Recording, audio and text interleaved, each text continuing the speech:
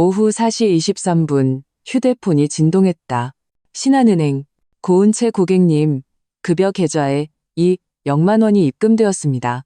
고은채는 화면에 찍힌 숫자들을 응시하며 깊은 숨을 내쉬었다. 연말 성과급, 이 돈을 꼬박 1년 동안 기다렸다. 외국계 기업의 재무팀장으로서 야근은 일상이었고 주말에도 각종 프로젝트에 발이 묶이기 일쑤였다. 하지만 통장 잔고를 확인하는 순간 모든 고생이 보상받는 기분이었다. 그녀는 곧바로 남편에게 카카오톡 메시지를 보냈다. 여보, 성과급 들어왔어. 남편 박찬우에게서 바로 답장이 왔다. 진짜? 잘 됐다. 오늘 저녁 뭐 먹고 싶어? 내가 퇴근하면서 사갈게. 아무거나 괜찮아. 여보가 보고 맛있는 걸로 사와. 고은채는 미소를 지으며 휴대폰을 내려놓았다. 결혼 4년 차 남편 찬우는 늘 이런 사람이었다. 온화하고 다정하며 까다롭지 않았다. 비록 재혼한 남자와 결혼했지만 자신은 정말 운이 좋게 좋은 남편을 만났다고 생각했다. 저녁 7시 고은채는 포장해온 안동찜닭을 들고 집으로 돌아왔다. 문을 열자 찬우가 소파에 앉아 있었는데 안색이 무척 피곤해 보였다. 오늘 많이 힘들었어? 고은채가 음식을 탁자 위에 올려놓으며 물었다. 찬우는 관자놀이를 지그시 눌렀다. 프로젝트가 좀 까다로워서. 그럼 얼른 저녁 먹자. 당신 좋아하는 묵은지 찜닭으로 사왔어. 찬우는 그녀를 보며 무언가 말하려다 망설였다. 왜 그래? 은채는 이상한 낌새를 눈치챘다. 은채야. 찬우는 잠시 뜸을 들였다. 이번 달 아파트 대출금 압박이 좀 심해서 그러는데 혹시 먼저 좀 보태줄 수 있을까? 고은채는 순간 멈칫했다. 얼마나 필요한데? 500만 원 정도. 찬우의 목소리는 무척 작았다. 다음 달에 보너스 나오면 바로 갚을게. 500만 원. 고은채는 머릿속으로 빠르게 계산했다. 성과급이 0만 원이 막 들어왔으니 500만 원을 주면 500만 원이 남는다. 원래는 기존에 모아둔 1억 8, 0만 원에 보태서 내년에 새 아파트 청약 계약금으로 쓰려고 했다. 하지만 힘들어하는 찬우의 모습을 보니 거절할 수가 없었다. 알았어. 지금 바로 이체해줄게. 그녀는 망설임 없이 휴대폰을 꺼내 돈을 이체했다. 찬우는 이체 완료 화면을 흘끗 보고는 고마워라고 짧게 말한 뒤 서재로 들어가 버렸다. 은채는 식탁에 음식을 차리며 불렀다. 여보, 와서 밥 먹어. 다 식겠다. 먼저 먹어. 난 배 안 고파. 서재 안에서 찬우의 목소리가 들려왔다. 처리할 일이 좀 남았다고 했다. 고은채는 결국 혼자 식탁에 앉았다. 맞은편에 텅 빈 의자를 보자 갑자기 마음이 휑했다. 예전에는 찬우가 아무리 바빠도 항상 같이 저녁을 먹고 일을 하러 갔는데 오늘따라 왜 저러는 걸까? 몇 숟갈 뜨다 보니 입맛이 없었다. 일 때문에 스트레스가 심하다는 찬우의 말이 떠올라 마음이 아팠다. 최근 그는 정말 피곤해 보였다. 잦은 야근에 주말에도 집에 없는 날이 많았다. 내가 더 이해해줘야지. 식사를 마친 채는 설거지를 하고 집안일을 했다. 찬우는 계속 서재에 있었고 문은 굳게 닫혀 있었다. 곁에 있어주고 싶어 문고리에 손을 댔다가 이내 거두었다. 일하는데 방해하지 말자. 밤 10시. 은채는 샤워를 마치고 침대에 누워 휴대폰을 보고 있었다. 찬우는 여전히 서재에 있었다. 그녀는 카톡을 보냈다. 너무 늦게까지 하지 말고 일찍 쉬어. 5분 뒤에야 답장이 왔다. 알았어. 은채는 휴대폰을 내려놓고 잠을 청했다. 막 잠이 들려던 순간 휴대폰이 짧게 진동했다. 비몽사몽간에 휴대폰을 집어들자 화면에 은행 FC 알림이 떠 있었다. KB국민은행 자산보호 알림 서비스. 고객님, 배우자의 고액 교육비 지출이 감지되었습니다. 고객님의 자산보호를 위해 안내드립니다. 자세히 보기. 고은채는 잠이 확 깼다. 교육비 지출? 무슨 교육비? 그녀는 벌떡 일어나 알림을 눌러 상세 내역을 확인했다. 결제처 골든크라운 국제학교. 금액 36,000원. 기간 2022년 8월, 2024년 8월, 총 3회. 회당 12, 0, 0원, 메모, 박유나 3년치 학비. 고은채는 그 글자들을 멍하니 응시했다. 머릿속이 하얘졌다. 박유나, 그건 찬우의 전처, 최혜진의 딸 이름이었다. 3, 600만 원 3년치 국제학교 학.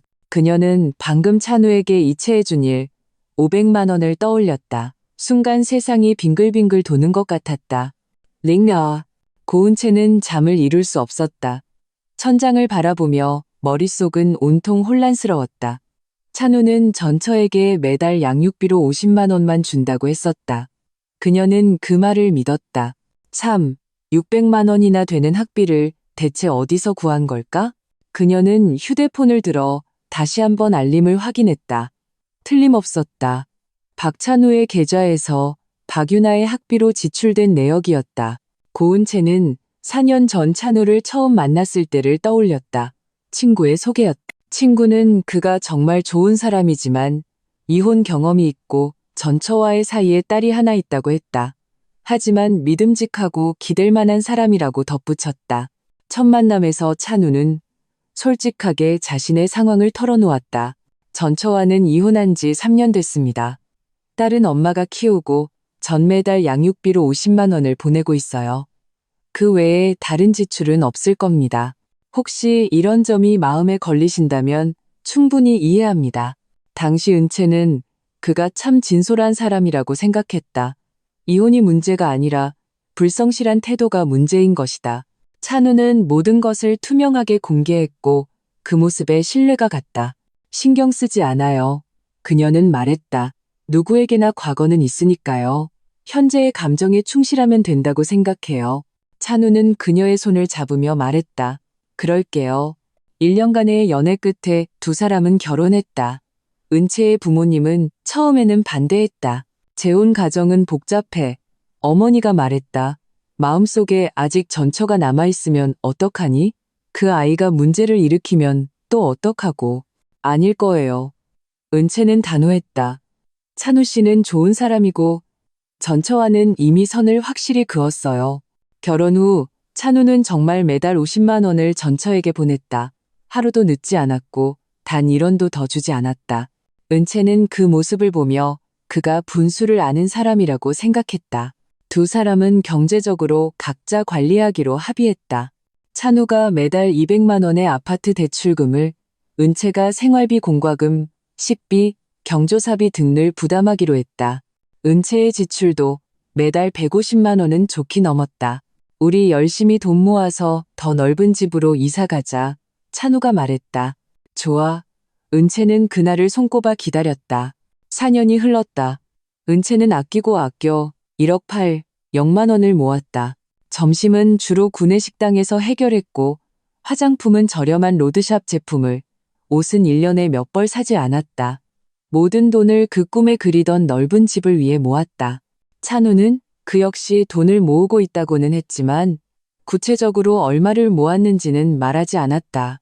은채도 묻지 않았다. 부부 사이에 그렇게까지 따질 필요는 없다고 생각했다. 이제야 알 것 같았다. 그는 돈을 모으고 있었던 게 아니었다. 전처의 딸 학비를 대주고 있었던 것이다. 3, 600만 원. 고은채는 몸을 뒤척였다. 눈물이 베개를 적셨다. 서재의 불은 아직도 켜져 있었다. 찬우는 저 안에서 뭘 하고 있을까? 어떻게 변명할지 고민하고 있을까? 아니면 애초에 변명할 생각조차 없는 걸까? 새벽 2시, 드디어 서재 문이 열렸다. 찬우는 은채가 잠든 줄 알았는지 조심스럽게 침실로 들어와 침대 반대편에 살며시 누웠다. 은채는 눈을 감은 채 미동도 하지 않았다. 찬우가 한숨을 쉬더니 그녀에게 등을 돌리고 눕는 소리가 들렸다. 곧 그의 숨소리가 고르게 변했다. 잠이 든 것이다. 고은채는 눈을 떴다. 그녀는 내일 아침 일찍 은행에 가서 지난 3년간의 찬우의 모든 거래 내역을 뽑아봐야겠다고 결심했다. 진실을 알아야만 했다. 링산, 다음 날 아침, 은채는 회사에 급한 일이 생겼다는 핑계를 대고 6시에 집을 나섰다. 그녀는 곧장 은행으로 향했다. 9시에 은행 문이 열리자마자 안으로 들어갔다. 안녕하세요. 남편 계좌 거래 내역을 출력하고 싶어서요. 은채는 결혼증명서와 신분증을 은행원에게 건넸다. 기간은 어느 정도로 해드릴까요? 은행원이 물었다. 은채는 입술을 깨물었다. 3년치요. 네, 잠시만 기다려주세요. 프린터가 작동하기 시작했다. 출력된 용지가 한 장, 두 장 쌓여갔다. 은채는 그 종이 더미를 보며 손에 땀이 흥건해지는 것을 느꼈다. 총 82페이지입니다. 확인해 주세요. 은행원이 건네는 서류를 봤는데 손이 떨렸다. 그녀는 구석자리에 앉아 한 장 한 장 넘겨보기 시작했다. 첫 장에는 정상적인 급여와 보너스 입금 내역, 그리고 매달 최혜진에게 이체된 50만 원의 양육비가 찍혀 있었다. 두 번째 장에서 첫 번째 이상한 거래 내역이 나타났다. 결제처, 스타라이트 예술학원, 금액 4,0,0,0원, 일시 2022년 3월 15일. 메모, 박유나 피아노 연간 수강료. 고은채의 심장이 쿵 내려앉았다. 그녀는 계속해서 서류를 넘겼다. 5페이지에 또 다른 내역이 있었다. 입금처, 최혜진, 금액 5,0,0,0원, 일시 2022년 10월 3일. 메모, 유나 피아노 콩쿠르 의상 및 소품비. 고은채는 갑자기 그날이 떠올랐다. 자신이 병원에 입원했던 그 주였다. 급성 맹장염으로 수술을 받아야 했고 병원비가 300만 원 넘게 나왔다. 그녀는 찬우에게 먼저 내줄 수 있냐고 물었다. 나 요즘 정말 돈이 없어. 당신 신용카드로 먼저 결제하면 안 될까? 보너스 나오면 갚을게. 고은채는 별 생각 없이 신용카드로 결제했다. 그리고 그 돈은 지금까지도 받지 못했다. 그런데 자신이 입원했던 그 주에 그는 전처에게 500만 원을 보냈던 것이다. 눈물이 종이 위로 뚝뚝 떨어졌다. 그녀는 눈물을 닦고 계속 읽어 내려갔다. 10페이지, 골든크라운 국제학교 학비, 1, 200만 원씩 3번. 15페이지, 각종 학원비, 미술, 발레, 영어, 코딩, 빽빽하게 적힌 내역들은 모두 수십에서 수백만 원에 달했다. 20페이지, 최혜진 개인 계좌로의 이체, 유나 생일 선물, 유나 가족여행 경비라고 적힌 것도 있었고 아무런 메모 없이 숫자만 찍힌 것도 있었다. 고은채는 한 줄 한 줄 읽어 내려갈수록 심장이 차갑게 식어갔다. 작년에 새 스마트폰으로 바꾸고 싶다고 했을 때가 생각났다. 쓰던 폰은 3년이 넘어 배터리가 금방 닳아 수시로 꺼지곤 했다. 아직 쓸만하잖아. 낭비하지 마. 우리 집 살 돈 모아야지. 찬우의 말에 은채는 고개를 끄덕였다. 맞아. 1년 더 쓰지 뭐. 그런데 지금 거래 내역서에는 이런 기록이 있었다. 결제처, 쿠팡, 금액 1, 500, 0원, 메모, 아이패드 프로, 일시, 그녀가 스마트폰을 바꾸고 싶다고 말한 바로 다음 날. 고은채는 은행 구석에 주저앉아 소리 없이 울었다. 주변 사람들이 힐끔거렸지만 아무것도 신경 쓸 수 없었다. 모든 서러움, 슬픔, 분노가 한꺼번에 터져 나왔다. 자신은 이 가정을 위해 아끼고 또 아끼며 한 푼을 두 푼처럼 썼는데 그는 전처의 딸에게는 눈 하나 깜짝 안 하고 돈을 썼다. 고은채는 눈물을 닦고 82페이지의 서류를 반듯하게 접어 가방에 넣었다. 집으로 돌아가 찬우에게 직접 물어야 했다. 링씨, 저녁 6시 반. 고은채가 집에 들어서자 찬우는 이미 돌아와 소파에 앉아 휴대폰을 보고 있었다. 왔어? 오늘 일찍 왔네. 찬우가 고개를 들었다. 은채는 대답 대신 가방에서 그 종이 뭉치를 꺼내 탁자 위에 탁 소리가 나게 내던졌다. 이게 뭐야? 찬우의 표정이 굳어졌다. 당신이 직접 봐. 은채의 목소리는 무섭도록 차분했다. 찬우는 메뉴 몇 장을 집어들고 훑어보더니 손이 확연히 굳어지는 게 보였다. 그는 반분 정도 침묵하더니 고개를 들었다. 내 계좌를 뒤진 거야? 난 당신 아내야. 우리 집 재정 상황을 알 권리가 있어. 은채가 글을 쏘아보며 말했다. 내 질문에나 대답해. 이 돈들 다 어떻게 된 거야? 찬우는 서류를 내려놓고 소파에 등을 기댔다. 유나는 내 딸이야. 내가 돈 좀 더 주는 게 당연한 거 아니야? 당연하다고? 은채는 냉소했다. 그럼 나한테 돈이 없다고 한 건 뭔데? 정말 돈이 없었어. 찬우가 말했다. 유나 학비 내주고 학원 보내주는데 어떻게 돈이 남아? 그래서 나한테 대출금일 500만 원을 보태달라고 하고 그 돈으로 전 첫 달 학비 600만 원을 내준 거야? 은채의 목소리가 떨리기 시작했다. 고은채, 찬우가 벌떡 일어섰다. 말이 좀 심하잖아. 어떻게 유나가 전 첫 딸이야. 내 딸이야. 내 친딸이라고. 그럼 난 뭔데? 은채의 눈에서 눈물이 흘러내렸다. 현금 인출기야? 그런 식으로 말하지 마. 찬우의 목소리가 조금 부드러워졌다. 나도 이 집을 위해 희생 안 한 거 아니잖아. 매달 대출금 200만 원씩 꼬박꼬박 갚고 있잖아. 당신이 갚아? 은채는 휴대폰을 꺼내 대출 상환 내역을 보여줬다. 이것 봐. 4년 동안 대출 원리금이 총 9,600만 원이었어. 그중에서 내가 보태준 게 몇 번인 줄 알아? 800만 원이야. 절반 이상을 내가 냈다고. 찬우는 할 말을 잃었다.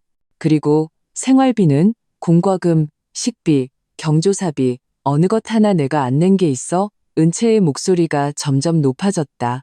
내가 매달 150만 원씩 썼어. 4년이면 얼마야? 200만 원이야. 이 집에 내가 얼마나 썼는지 계산해봐. 나도. 찬우는 말을 잇지 못했다. 그리고 당신을 봐.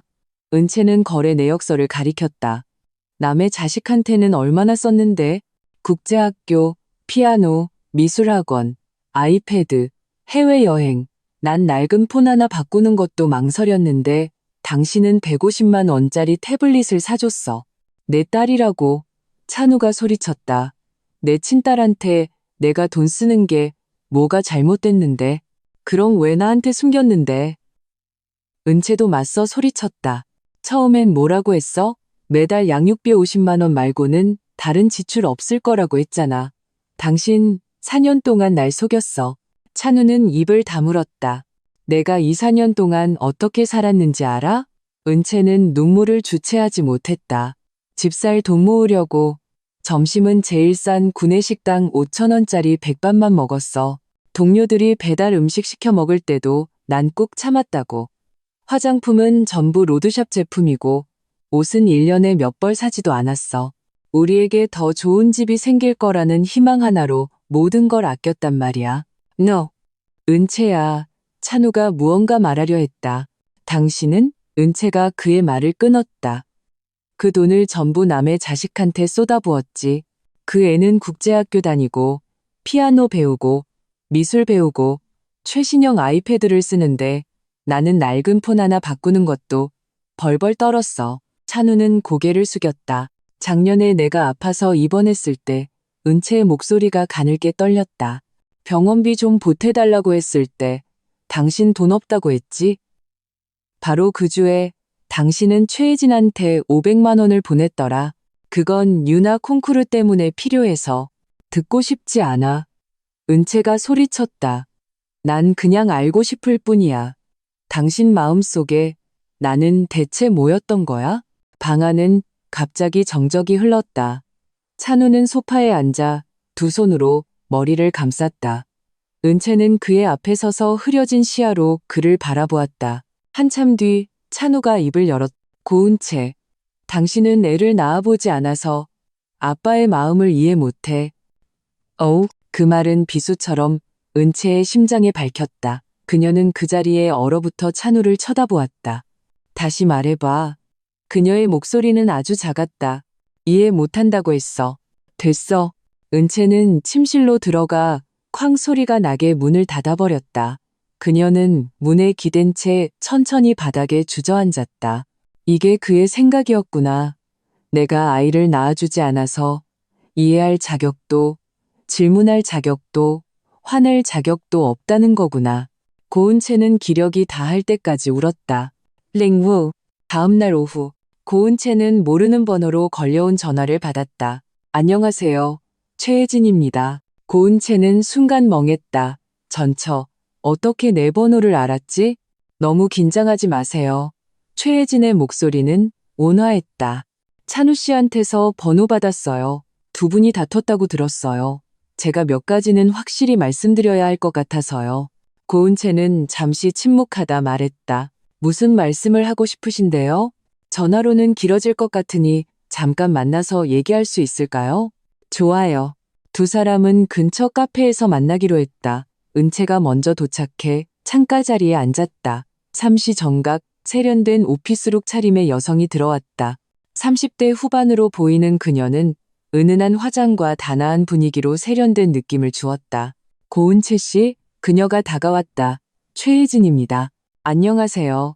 은채는 자리에서 일어났다. 두 사람은 마주 앉았다. 커피가 나왔고 혜진은 잔을 들어 가볍게 입김을 불었다. 찬우 씨가 그렇게 많은 돈을 주는 줄은 몰랐어요. 은채는 고개를 들어 그녀를 바라보았다. 그 사람은 항상 내가 마땅히 해야 할 일이야. 유나에게는 최고의 것만 해주고 싶어라고 말했어요. 혜진이 말했다. 전 그냥 학비를 몇백만 원 더 보태주는 정도라고 생각했지. 이렇게까지. 600만 원이요. 은채가 말했다. 이건 학비일 뿐이고 학원비, 생일 선물, 여행 경비까지 합치면 훨씬 더 많아요. 혜진은 찻잔을 내려놓고 한숨을 쉬었다. 국제학교도 그 사람이 고집해서 보낸 거예요. 전 그냥 집 가깝고 비용도 저렴한 공립학교에 보내려고 했어요. 그런데 찬우 씨가 이혼했으니 아이에게 더 잘해줘야 한다고 부모 이혼 때문에 기죽게 할 수는 없다고 하더군요. 은채의 마음이 시큰했다. 그 학원들도 마찬가지예요. 혜진이 말을 이었다. 피아노, 미술, 발레, 전부 그 사람이 먼저 등록시키자고 했어요.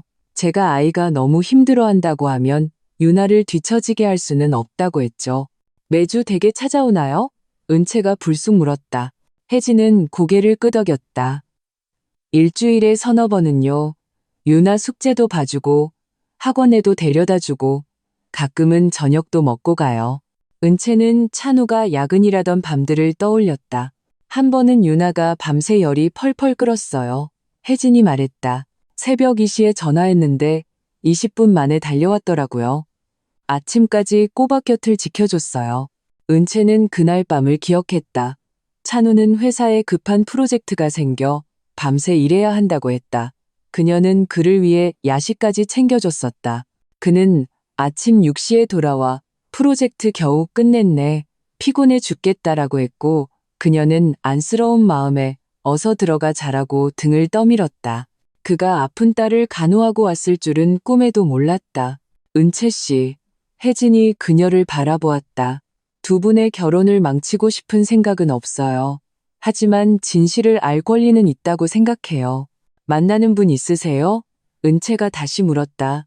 혜진은 잠시 놀라더니 이내 고개를 끄덕였다. 2년 정도 만났어요. 유나한테도 정말 잘해주고요. 내년에 결혼할 생각이에요. 은채는 쓴웃음을 지었다. 그럼 찬우 씨가 하는 이런 행동들 사실은 필요 없으셨던 거네요. 네, 사실 필요 없어요. 혜진이 말했다. 전 은행원이라 안정적인 직업이 있고 부모님도 도와주세요. 남자친구도 유나를 정말 예뻐하고요. 그래서 찬우 씨한테 너무 자주 오지 말라고 항상 말렸어요. 하지만 그는 늘 아버지의 책임을 다해야 한다고 했죠. 은채는 눈을 감았다. 혜진이 조용히 말했다. 아마 그렇게 해야만 자기가 좋은 아빠라는 걸 증명할 수 있다고 생각하는 것 같아요. 두 사람은 잠시 침묵했다. 은채 씨, 혜진이 자리에서 일어섰다. 이제 가봐야겠어요. 마지막으로 한마디만 할게요. 박찬호 씨는 좋은 아빠일지는 몰라도 좋은 남편은 아닐 수도 있어요. 그가 너무 심하게 군다면 억지로 참지 마세요. 은채는 그녀의 뒷모습을 보며 울고 싶어졌다. 전처마저도 찬우가 도를 넘었다는 걸 알고 있는데 자신만 4년 동안 바보처럼 헌신했다. 링리오. 수요일 저녁. 찬우는 야근을 해야 한다고 했다. 은채는 창가에 서서 그가 차를 몰고 아파트 단지를 빠져나가는 것을 지켜보았다. 잠시 망설이다가 그녀도 차키를 들고 뒤따라 나섰다. 찬우의 차는 회사 방향으로 가지 않았다. 서울 남쪽에 있는 한 아파트 단지로 향했다. 은채는 멀찍이서 그를 따라가 그가 주차하는 것을 지켜보았다. 그녀는 길가에 차를 세우고 찬우가 차에서 내려 아파트 건물로 들어가는 모습을 보았다. 은채는 건물 아래 서서 층수를 세었다. 7층에 불이 켜졌다. 그녀는 차가운 바람을 맞으며 그를 기다렸다. 마음속은 형용할 수 없는 감정으로 가득 찼다. 7시 반, 꼬랑지 머리를 한 여자아이의 모습이 창가에 나타났다. 유나일 것이다. 찬우가 창가로 다가가 딸의 머리를 쓰다듬으며 무언가 말하자 아이는 활짝 웃으며 그를 껴안았다. 은채의 눈에서 눈물이 흘러내렸다. 찬우가 저런 표정을 짓는 것은 처음 보았다. 다정하고 사랑스러워 어쩔 줄 모르는 온 마음을 다한 표정. 자신들의 결혼 생활에서 그녀는 단 한 번도 그런 온기를 느껴본 적이 없었다. 8시, 커튼이 쳐졌다. 그들이 저녁을 먹고 있다는 걸 알 수 있었다. 9시, 불은 여전히 켜져 있었다. 뭘 하고 있을까? TV를 보거나 숙제를 하거나 이야기를 나누겠지. 10시, 드디어 찬우가 건물에서 나왔다. 은채는 서둘러 차를 몰아 그보다 먼저 집에 도착했다. 10시 반, 찬우가 문을 열고 들어왔다. 아직 안 잤네? 그가 소파에 앉아있는 은채를 보고 말했다. 당신 기다렸지. 은채가 말했다. 프로젝트는 다 끝났어? 응, 겨우 마무리했네. 피곤해 죽겠다. 찬우는 외투를 벗었다. 고생했어. 씻고 푹 쉬어.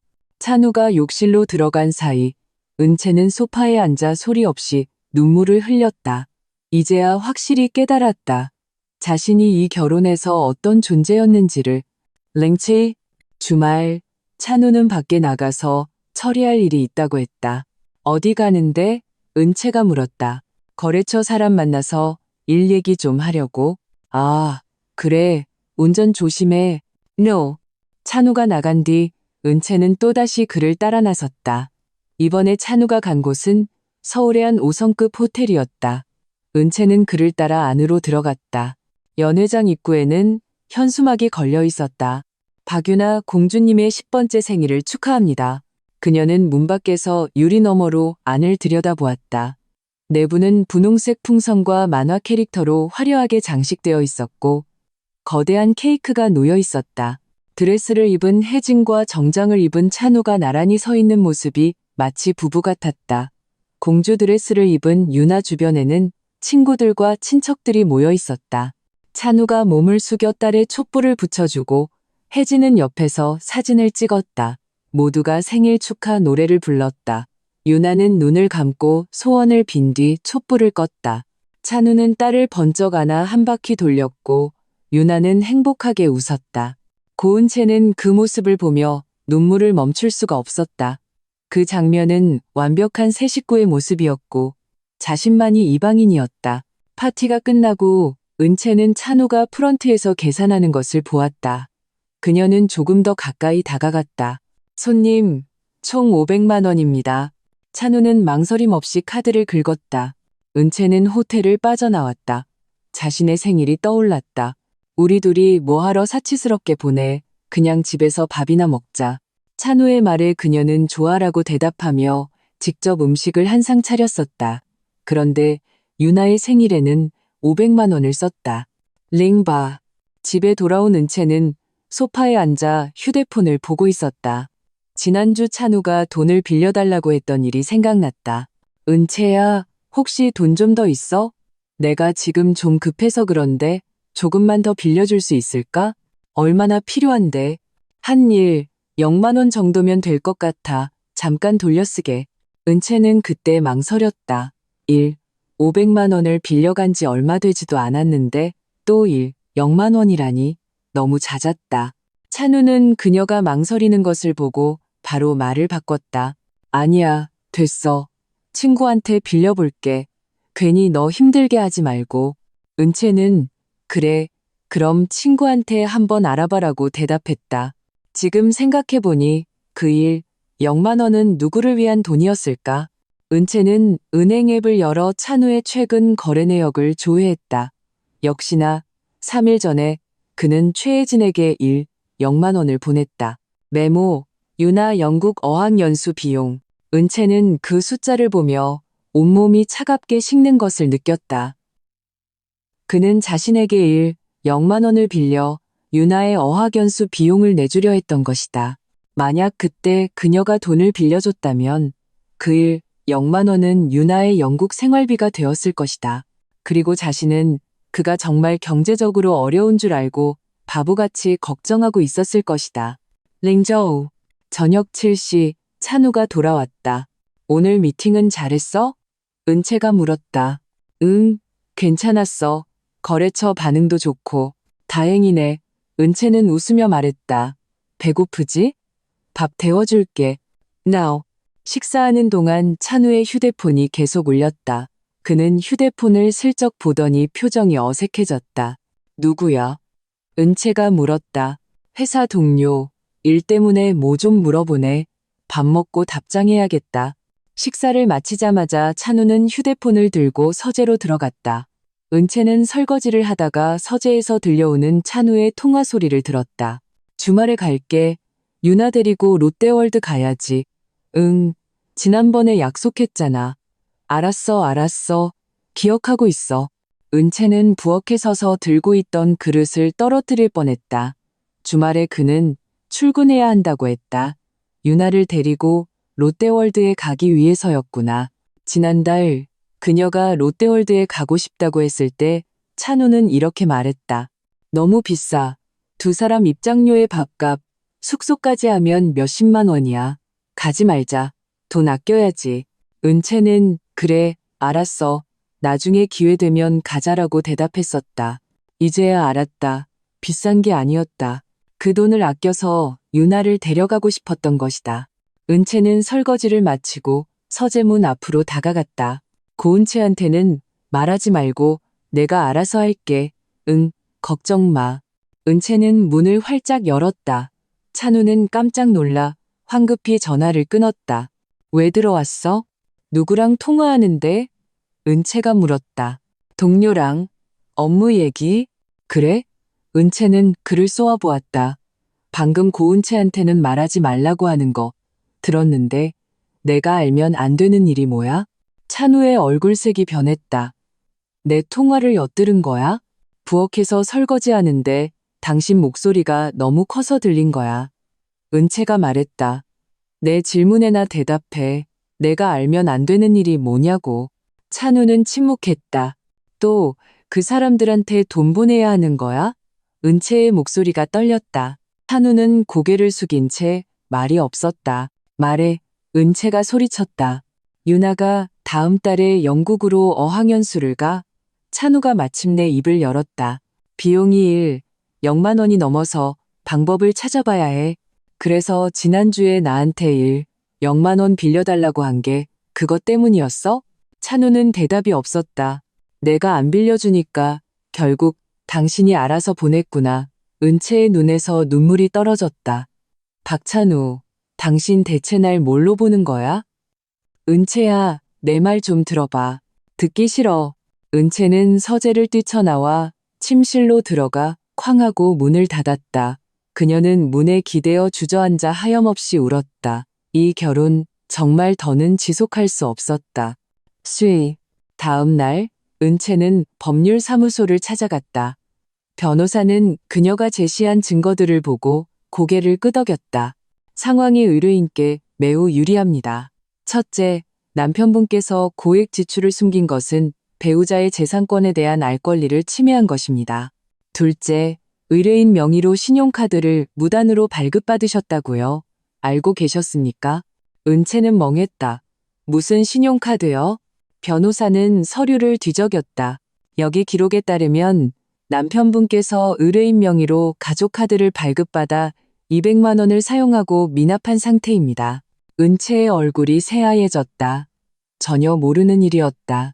이것은 의뢰인의 신용권을 침해한 행위입니다. 변호사가 말했다.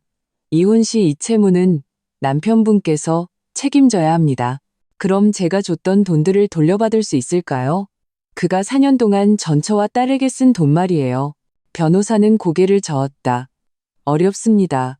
이미 제3자에게 지급된 돈이라 추적이 어렵습니다. 다만 재산 분할 시 남편의 유책 사유로 고려될 수 있습니다. 집은 어떻게 되나요? 아파트 구매 시 최초 계약금 3억 원 중 의뢰인께서 1억 0만 원, 남편분께서 1억 0만 원을 부담하셨고 대출 상환금 구 600만 원 중 의뢰인께서 실질적으로 800만 원, 남편분께서 800만 원을 부담하셨네요. 즉, 아파트에 대한 총기여부는 의뢰인께서 2억 800만 원, 남편분께서 1억 800만 원입니다. 변호사가 말을 이었다. 이혼 시 아파트는 의뢰인 명의로 하고 남편분께 1억 800만 원을 보상해 주시거나 아파트를 매각하여 기여도에 따라 분할하는 방법이 있습니다. 은채는 고개를 끄덕였다. 알겠습니다. 남편분 명의의 예금은 얼마나 있나요? 변호사가 물었다. 확인해보니 400만 원 정도밖에 없었어요. 변호사는 미간을 찌푸렸다. 그렇게 적다고요? 돈을 전부 전처와 딸에게 썼군요.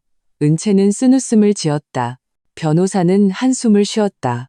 우선 협의 이혼을 시도해 보시는 것을 권합니다. 소송으로 가면 시간과 비용이 많이 듭니다. 은채는 법률사무소를 나오며 결심을 굳혔다. 이 결혼은 반드시 끝내야 했다. 은채가 집에 돌아오자 찬우의 휴대폰이 탁자 위에 놓여 있었다. 화면이 갑자기 밝아지며 카카오톡 메시지 하나가 떴다. 발신인 유나 엄마, 주말에 유나 데리러 오는 거 잊지 마. 롯데월드 가고 싶어 해. 지난번에 약속했잖아. 또 일 있다고 빼지 말고. 은채의 손가락이 휴대폰 위에서 망설였다. 메시지를 열어볼까 말까. 그때 그보다 먼저 온 메시지가 눈에 들어왔다. 시간은 3달 전이었다. 찬우 씨, 유나가 열이 너무 심해. 와줄 수 있어? 나 오늘 야간 근무라 자리를 비울 수가 없네. 답장 시간은 새벽 2시 17분이었다. 바로 갈게. 은채는 그날 밤을 떠올렸다. 찬우는 회사에 긴급 프로젝트가 생겨 밤새 일해야 한다고 했다. 그녀는 그를 위해 야식까지 챙겨줬다. 그는 아침 6시에 돌아와 프로젝트 겨우 끝냈네. 피곤해 죽겠다 라고 했다. 그녀는 안쓰러운 마음에 어서 들어가 자라고 등을 떠밀었다. 이제와 생각하니 그 피곤한 기색은 밤샘 근무 때문이었을까? 아니면 전처 집에서 아픈 딸을 돌보느라 그랬을까? 휴대폰이 다시 울렸다. 또 최혜진이었다. 아, 그리고 다음 달에 유나 영국 어학연수 가는 거 고은채 씨랑 학비 문제 상의해봐. 이번엔 비용이 좀 커서 0만 원이 넘어. 나 혼자서는 도저히 감당이 안 돼. 찬우의 답장은 빨랐다. 그 사람한테는 말하지 마. 내가 알아서 할게. 은채의 손이 떨렸다. 0만 원, 또 0만 원. 일주일 전 찬우가 돈을 빌려달라고 했던 일이 떠올랐다. 은채야, 혹시 돈 좀 더 있어? 내가 지금 좀 급해서 그런데 조금만 더 빌려줄 수 있을까? 얼마나 필요한데? 한일 0만 원 정도면 될 것 같아. 잠깐 돌려쓰게. 그때 그녀는 망설였다. 500만 원을 빌려간 지 얼마 안 돼서 또 0만 원이라니 너무 잦았다. 찬우는 그녀가 망설이는 것을 보고 바로 말을 바꿨다. 아니야, 됐어. 친구한테 빌려볼게. 괜히 너 힘들게 하지 말고. 이제야 모든 것이 분명해졌다. 그는 친구에게 빌리는 게 아니었다. 그 돈으로 유나의 어학연수비를 내려 했던 것이다. 만약 그때 그녀가 돈을 빌려줬다면 그 0만 원은 유나의 영국 생활비가 되었을 것이다. 바로 그때 문이 열리는 소리가 들렸다. 찬우가 돌아왔다. 그는 문을 열고 들어오다 탁자 옆에 서서 자신의 휴대폰을 들고 있는 은채를 보았다. 은채야. 그의 얼굴이 새하얘졌다. 은채는 고개를 들었다. 눈이 새빨갛게 충혈되어 있었. 이리 와서 좀 봐. 찬우는 다가가 휴대폰 화면의 대화 내용을 보았다. 그는 입을 열었지만 아무 말도 하지 못했다. 유나가 영국으로 어학연수를 간다고? 은채의 목소리는 지극히 평온했다. 학비 0만 원을 나보고 내라고? 그런 게 아니야. 찬우가 변명하려 했다. 그럼 뭔데? 은채가 그의 말을 잘랐다. 나한테 또 0만 원 빌려달라고 할 생각이었지? 자금 사정이 어렵다는 핑계로. 찬우는 고개를 떨군 채 말이 없었다. 은채는 갑자기 웃음을 터뜨렸다. 하지만 눈에서는 눈물이 흘러내렸다. 박찬우, 그거 알아? 나 오늘 또 은행에 다녀왔어. 찬우는 고개를 들었다. 그의 눈에 당황한 기색이 스쳤다. 당신의 모든 거래 내역을 다 뽑아달라고 했어. 은채가 말했다. 3년이 아니라 우리가 결혼한 날부터 꼬박 4년치 전부. 은채야, 내가 뭘 받는지 알아? 은채의 목소리가 떨렸다. 당신이 지난 4년 동안 그 사람들한테 총 얼마를 썼는지 알아? 찬우의 얼굴이 완전히 하얗게 질렸다. 알고 싶어? 은채가 그에게 다가갔다. 당신이 날 얼마나 속였는지, 내 등 뒤에서 전처와 그 딸에게 얼마나 많은 돈을 썼는지 알고 싶냐고. 미안해. 찬우의 목소리는 기어들어갈 듯 작았다. 사과할 필요 없어. 은채는 눈물을 닦았다. 내가 전부 출력해왔으니까. 내일 우리 얼굴 보고 이 계산 똑똑히 하자. 그녀는 침실로 발걸음을 옮겼다. 바로 그때 초인종이 울렸다. 두 사람 모두 멈칫했다. 이 시간에 누가 온 거지? 찬우가 문을 열었다. 문 밖에 서 있는 사람을 보고 은채의 심장이 쿵 내려앉았다. 최혜진이었다. 유나의 손을 잡고 있었다. 찬우 씨, 혜진이 미안한 듯 웃었다. 죄송해요. 이렇게 늦게 찾아와서 유나가 오늘 아빠 생일이라고 직접 케이크를 만들었다고 해서요. 어린 소녀는 예쁘게 포장된 상자를 들어 올렸다. 아빠, 생일 축하해요. 찬우의 얼굴이 새하얗게 질렸다. 오늘은 그의 생일이 아니었기 때문이다. 그의 생일은 다음 달이었다. 은채는 모든 것을 깨달았다. 이 생일은 그가 전처에게 둘러댄 거짓말이었다. 그녀는 혜진을 바라보았다. 그이가 오늘이 생일이라고 하던가요? 혜진은 의아한 표정을 지었다. 네, 작년에도 올해도 오늘 챙겼는데요. 말을 하던 그녀도 무언가 이상하다는 것을 깨닫고 표정이 어색해졌다. 은채는 소파로 돌아가 그 거래 내역서 뭉치를 집어들었다. 들어오세요. 마침 잘 됐네요. 같이 계산하죠. No. 찬우가 막으려 했지만 이미 늦었다. 혜진은 유나의 손을 잡고 안으로 들어오다 탁자 위에 놓인 두꺼운 서류 뭉치를 보았다. 이게 뭐예요? 거래 내역서예요. 은채의 목소리는 차분했다. 박찬우 씨가 4년 동안 당신들에게 보낸 모든 돈의 기록이죠. 혜진의 얼굴이 굳어졌다. 은채 씨, 전 정말 알아요. 당신은 몰랐겠죠. 은채가 그녀의 말을 잘랐다. 하지만 당신도 진실을 알 권리가 있고 저도 마찬가지예요. 그녀는 첫 장을 들어 올렸다. 골든 크라운 국제학교 3년 학비 600만 원. 혜진은 입을 틀어막았다. 은채는 계속해서 읽어내려갔다. 스타라이트 예술학원 피아노 연간 수강료 400만 원, 4년간 600만 원, 미술학원 연간 300만 원, 4년간 200만 원, 영어 원어민 과외 연간 500만 원, 4년간 0만 원, 발레학원 연간 250만 원, 3년간 750만 원, 난 코딩 학원 연간 350만 원, 2년간 700만 원. 한 항목씩 읽어 내려갈 때마다 혜진의 얼굴은 점점 더 하얗게 질려갔다. 당신에게 직접 이체한 돈. 은채는 다른 페이지를 넘겼다. 생일 명목 8회, 총 830만 원. 교육비 명목 15회, 총 920만 원. 여행 경비 명목 5회, 총 610만 원. 그리고 메모 없는 이체 74회, 총 2,700만 원. 구입 물품, 아이패드 150만 원, 아이폰 120만 원, 닌텐도 스위치 40만 원, 각종 명품 아동복 및 장난감 선물 총 900만 원 이상. 유나 10살 생일 파티, 5성급 호텔 대관료 500만 원. 은채는 모든 것을 읽고 나서 그들을 바라보았다. 이걸 다 합치면 얼마인지 아세요? 방 안은 숨막히는 정적이 흘렀다. 유나는 혜진의 등 뒤에 숨어 어른들을 불안하게 쳐다보았다. 찬우는 문가에 선 채 얼굴이 잿빛이 되었다. 혜진의 눈에서 눈물이 떨어졌다. 박찬우, 당신 미쳤어? 유나한테 최고의 것만 해주고 싶었어. 찬우의 목소리는 아주 작았다. 하지만 그게 고은채 씨를 속이면서까지 할 일이었어? 혜진의 목소리가 높아졌다. 이 사람이 이 가정을 위해 얼마나 희생했는지 알아? 은채는 웃었다. 모를 거예요. 신경도 안 썼겠죠. 그 사람 마음속에 저는 그냥 현금 인출기였으니까요. 은채 씨, 미안해요. 혜진이 그녀를 보며 말했다. 전 정말 그 사람이 이렇게까지 많은 돈을 준 줄 몰랐어요. 알았다면 절대 받지 않았을 거예요. 알아요. 은채가 말했다. 그래서 당신을 원망하진 않아요. 그녀는 찬우를 바라보았다. 하지만 이 사람은 원망해요. 당신이 4년 동안 그들에게 쓴 돈이 얼마인지 알아? 은채는 잠시 말을 멈췄다. 그녀의 목소리가 떨렸다. 총 1억이 0만 원이에요. 은채가 그 숫자를 말했을 때 그녀의 목소리는 이상하리만큼 평온했다.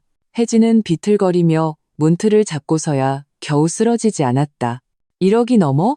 그녀는 중얼거렸다. 박찬우, 당신 정말 미쳤구나. 찬우는 그 자리에 선 채 영혼이 빠져나간 사람 같았다.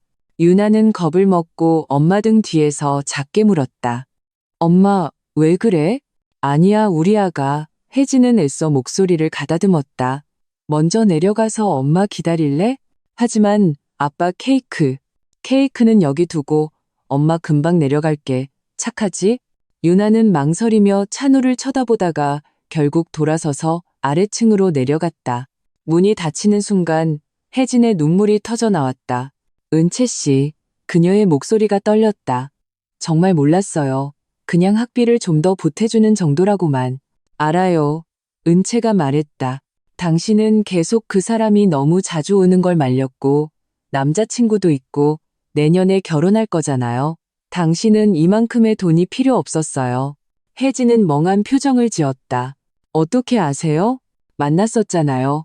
은채가 말했다. 지난주 수요일에 카페에서. 혜진은 그제야 기억이 난 듯 얼굴이 더욱 하얘졌다. 미안해요.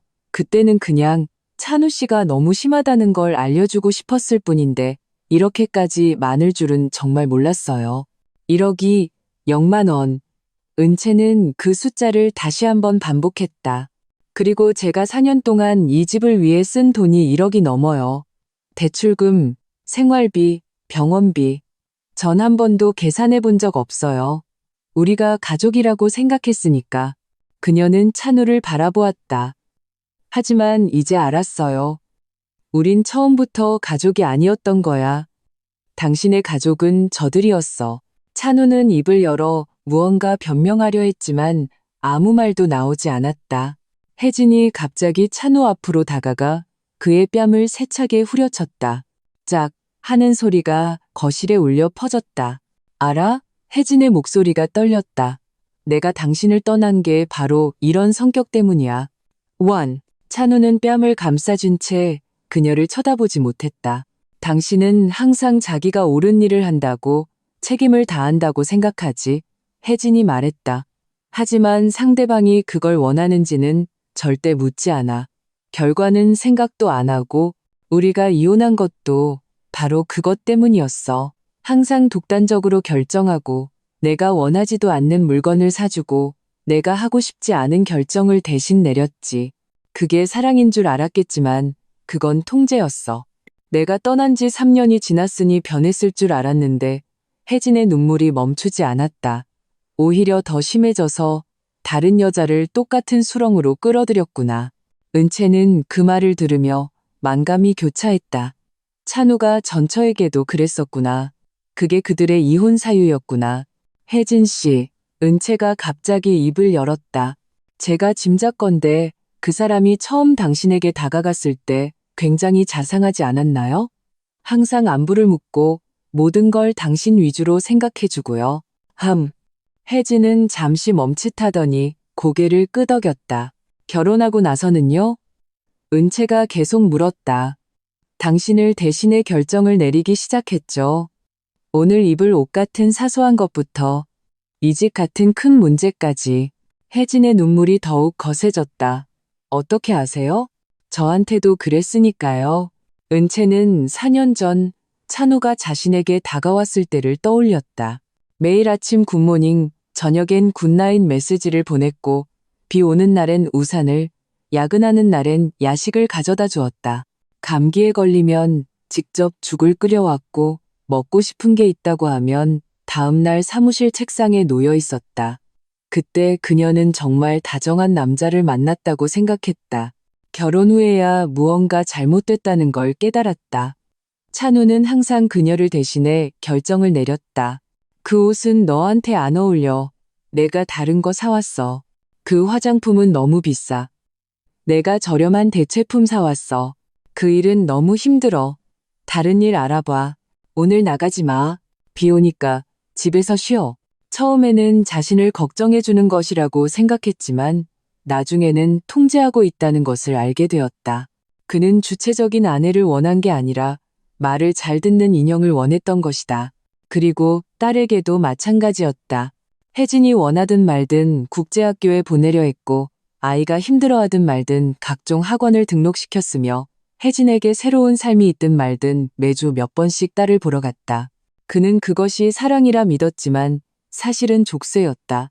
박찬우. 은채가 그를 보았다. 알아? 당신은 단 한 번도 좋은 아빠였던 적도, 좋은 남편이었던 적도 없어. 찬우가 벌떡 고개를 들었다. 무슨 소리야. 내가 유나를 위해 얼마나 희생했는데. 당신이 바친 건 돈이지 사랑이 아니야. 은채가 그의 말을 잘랐다. 진정한 사랑은 존중이야. 아이의 선택을 존중하고 전처의 삶을 존중하고 현재 아내의 희생을 존중하는 것. 하지만 당신은 어땠지? 당신은 그저 자기 만족을 위해 행동했을 뿐이야. 좋은 아빠라는 걸 증명하고 싶어서 돈을 쏟아부었고 딸을 버리지 않았다는 걸 보여주고 싶어서 뻔질나게 찾아갔지. 하지만 유나가 그걸 원하는지 물어본 적 있어?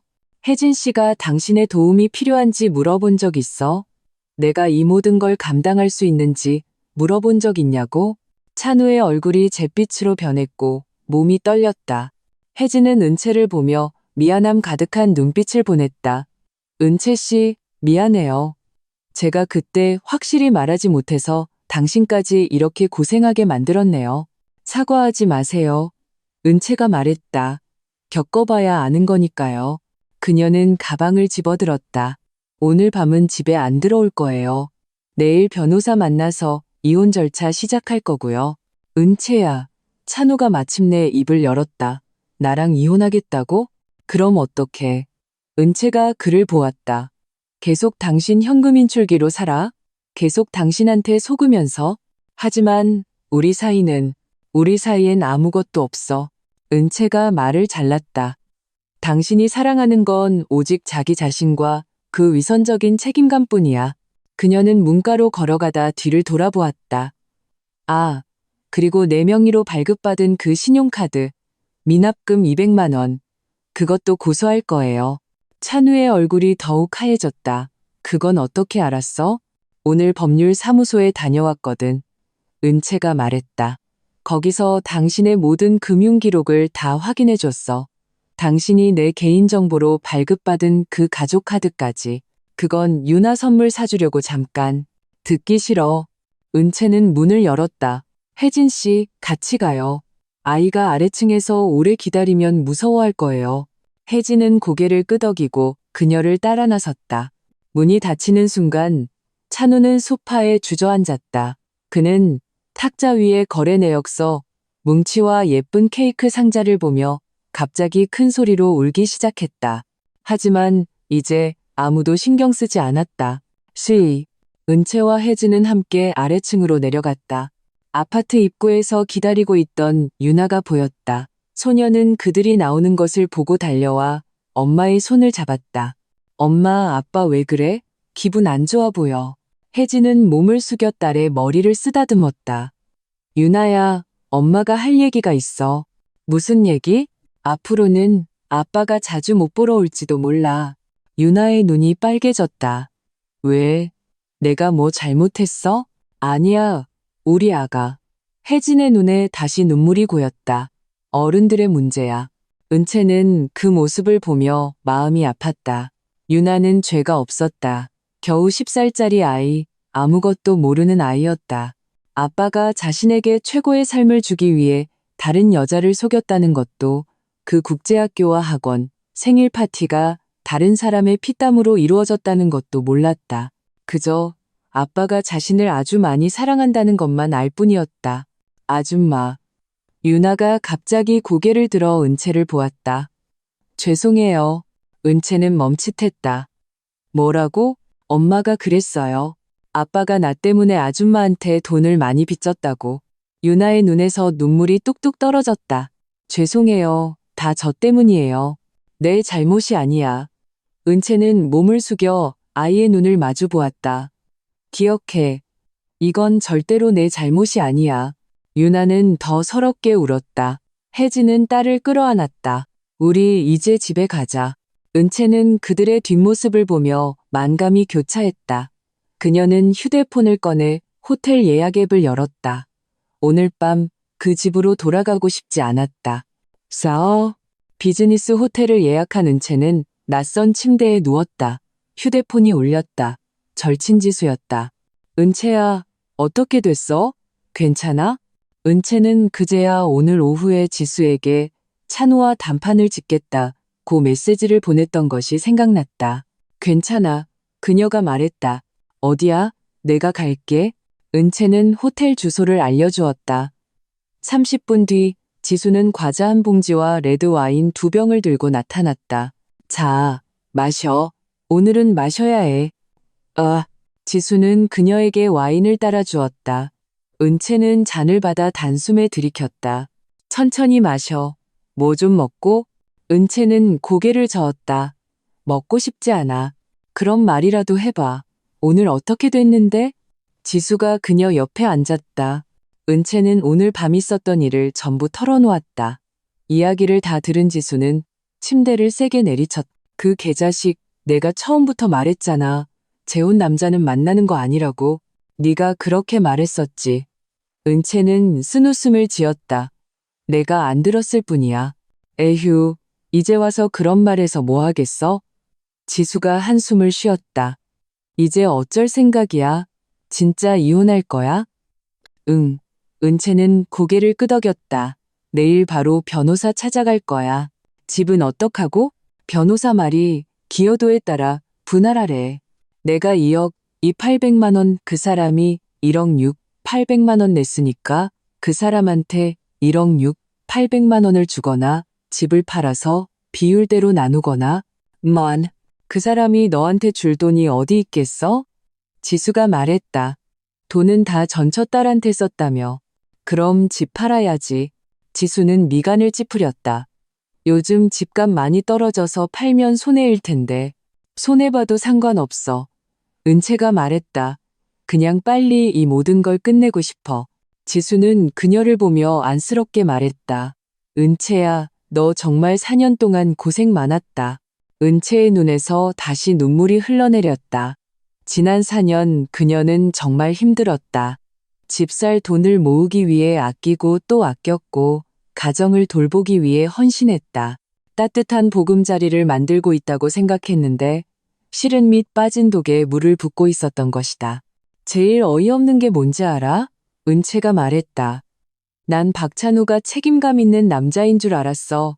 매달 전처한테 양육비 50만 원을 꼬박꼬박 보내는 걸 보고 그래도 책임감 있는 아빠라고 생각했거든. 근데 결과는 그가 준 건 50만 원이 아니라 몇백, 몇천만 원이었어. 책임감? 있었지. 근데 그건 다른 사람에 대한 책임감이었어. 나한테는 오직 기만뿐이었고. 지수가 그녀를 안아주었다. 그만 생각해. 다 지난 일이야. 근데 이해가 안 돼. 은채의 목소리가 떨렸다. 내가 뭐가 부족해서 왜 나한테 이래야만 했을까? 네가 부족한 게 아니야. 그 자식이 그럴 자격이 없는 거지. 지수가 말했다. 은채야, 기억해. 이건 내 잘못이 아니야. 넌 충분히 잘했어. 그 사람이 너한테 과분했던 거야. 은채는 친구의 어깨에 기대어 한참을 울었다. 울다 지쳐 그녀는 갑자기 웃음을 터뜨렸다. 왜 웃어? 지수가 물었다. 생각해보니까 은채는 눈물을 닦았다. 일찍 알게 돼서 다행이라는 생각이 들어. 만약 몇 년 더 지나서 내가 그 사람 아이까지 낳았다면 그때는 정말 빠져나오지 못했을 거야. 지수도 웃었다. 그래, 전화위복이네. 두 사람은 와인을 몇 잔 더 마셨다. 알코올 기운이 오르자 은채의 말이 많아졌다. 남자들은 왜 거짓말을 할까? 비겁해서 그래, 지수가 말했다. 결과를 마주할 용기도 없고 책임질 용기도 없으니까. 하지만 박찬우는 계속 자기가 책임져야 한다고 말했어. 그건 남에 대한 책임이지 너에 대한 책임이 아니야. 지수가 말했다. 그가 말하는 책임감이라는 건 그냥 자기 만족일 뿐이야. 자기가 좋은 아빠라는 걸 증명하고 싶어서 너를 희생시킨 거지. 은채는 고개를 끄덕였다. 내 말이 맞아. 그녀는 오늘 밤 혜진이 했던 말을 떠올렸다. 찬우는 자신이 옳은 일을 한다고 생각하지만 실은 자신의 욕구를 채우고 있을 뿐이라고. 그는 인정받고 싶고 칭찬받고 싶고 자신의 가치를 증명하고 싶었던 것이다. 그리고 자신은 그 목표를 달성하기 위한 도구에 불과했다. 지수야, 은채가 불쑥 물었다. 내 지난 4년 그냥 허비한 걸까? 어떻게 허비한 거야? 지수가 말했다. 적어도 사람 하나 제대로 받고 자기 자신을 지키는 법을 배웠잖아. 그게 얼마나 중요한데. 은채는 생각에 잠겼다. 맞는 말이었다. 이 4년의 경험이 없었다면 그녀는 아마 평생 몰랐을 것이다. 결혼에서 가장 중요한 것은 사랑이 아니라 존중이라는 것을, 헌신이 아니라 평등이라는 것을, 타협이 아니라 자신의 원칙을 지키는 것이라는 것을. 나 이제 다시는 이렇게 살지 않을 거야. 은채가 말했다. 다시는 남자 하나 때문에 내 원칙을 포기하지 않을 거야. 그래야지. 지수가 말했다. 기억해, 넌 더 좋은 사람을 만날 자격이 있어. 두 사람은 밤늦게까지 이야기를 나누었다. 지수는 호텔에 방을 하나 더 잡았다. 잠들기 전 은채는 카카오톡 메시지 하나를 받았다. 찬우에게서 온 것이었다. 은채야, 우리 얘기 좀 할 수 있을까? 은채는 메시지를 한참 바라보다가 그대로 삭제해버렸다. 무슨 할 말이 더 있겠는가? 모든 것은 이미 끝났다. 수산. 다음 날 오전, 은채는 다시 법률사무소를 찾았다. 변호사는 이미 모든 서류를 준비해 놓고 있었다. 두 분의 상황을 고려했을 때 협의 이혼을 권해드립니다. 변호사가 말했다. 그게 시간도 절약되고 비용도 적게 듭니다. 그 사람이 동의할까요? 먼저 대화를 시도해 보세요. 변호사가 말했다. 만약 동의하지 않으면 그때 소송을 진행하면 됩니다. 은채는 고개를 끄덕였다. 변호사가 말을 이었다. 재산분할에 관해서는 몇 가지를 명확히 해야 합니다. 첫째, 아파트. 혼인 후 공동으로 구매했지만 기여도가 다릅니다. 의뢰인께서 2억이 800만 원, 남편이 1억 800만 원을 부담했으니 남편이 보상할 능력이 없다면 매각 후 비율에 따라 분할하는 것이 좋습니다. 둘째, 예금. 현재 의뢰인 계좌에 2억이 0만 원, 남편 계좌에 400만 원이 있습니다. 혼인 후 공동재산은 균등 분할이 원칙이지만 의뢰인의 기여도가 훨씬 높다는 점을 고려하여 더 많이 요구할 수 있습니다. 셋째, 채무. 남편이 의뢰인 명의로 발급받은 신용카드 미납금 200만 원은 남편의 개인 채무이므로 그가 변제해야 합니다. 넷째, 그가 전처와 딸에게 쓴 돈. 비록 환수는 어렵지만 재산 분할 시 그의 유책 사유로 고려하여 의뢰인께서 더 많은 몫을 요구할 수 있습니다. 위자료 청구도 가능하고요. 은채는 하나하나 꼼꼼히 듣고 메모했다. 그리고 한 가지 더. 변호사가 말했다. 두 분은 4년간 결혼 생활을 하셨지만 자녀가 없습니다. 이 점이 재산 분할에서 의뢰인께 유리하게 작용할 겁니다. 왜죠? 양육권이나 면접교섭권 분쟁이 없기 때문에 깔끔하게 정리할 수 있습니다. 은채는 고개를 끄덕였다. 아이가 없어서 정말 다행이었다. 만약 아이가 있었다면 그녀도 혜진처럼 평생 찬우에게서 벗어나지 못했을지도 모른다. 우선 집에 돌아가서 남편분과 대화해보세요. 변호사가 말했다. 이 조건들을 제시하고 받아들일 의향이 있는지 확인하세요. 만약 동의한다면 협의 이혼으로 진행하고 그렇지 않으면 소송을 제기하겠습니다. 네, 알겠습니다. 은채는 법률사무소를 나서며 깊은 숨을 내쉬었다. 이제 돌아가야 했다. 더 이상 자신의 집이 아닌 그곳으로. 오후 3시. 은채가 집 문을 열었다. 찬우는 소파에 앉아 있었다. 밤을 샌 듯 눈이 퀭했다. 그녀가 들어오는 것을 보고 그는 자리에서 일어났다. 은채야, 돌아왔구나. 은채는 대답 없이 곧장 탁자로 다가가 서류 한 부를 꺼냈다. 이혼 합의서야. 그녀가 말했다. 읽어봐. 찬우의 얼굴이 굳어졌다. 은채야, 우리 얘기 좀 하면 안 될까? 이혼은 하지 말자. 응, 할 얘기 없어. 은채가 말했다. 난 이미 결정했어. 하지만 나는 합의서나 읽어봐. 은채가 그의 말을 잘랐다.